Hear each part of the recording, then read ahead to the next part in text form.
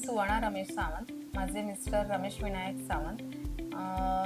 आम्ही इथे बायपास सर्जरीसाठी आलेलो आणि सक्सेसफुली पण झाली. अगोदर माझं अदर हॉस्पिटलमध्ये त्यांना थोडंसं प्रॉब्लेम दाखवलेला. नंतर माझ्या मित्राने रेफरन्स दिला कैझन हॉस्पिटलचा.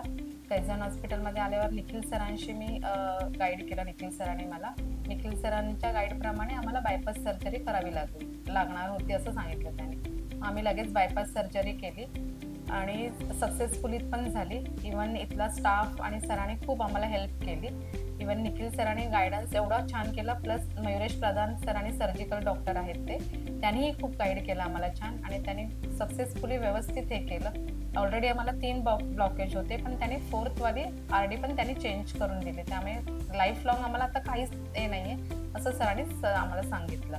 प्लस निखिल सरांबद्दल सांगायचं असेल तर निखिल सर खूप चांगले गाईड करतात. म्हणजे ते असं ट्रान्सपरंटली फुल फायनान्शियली आणि हे व्यवस्थित समजून सांगतात. जर कोणाला हेल्प हवी असेल तर तीही करतात.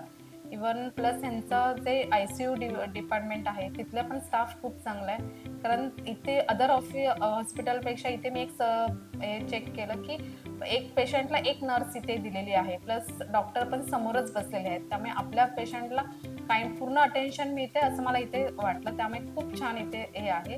प्लस अदर जनरल वॉर्ड किंवा अदर पण स्टाफ त्यांचा खूप छान आहे, कोऑपरेटिव्ह आहे. बिलिंग सेक्शन, अदर लीगल सेक्शनमध्ये पण खूप स्टाफ कोऑपरेटिव्ह आहे. थँक्स.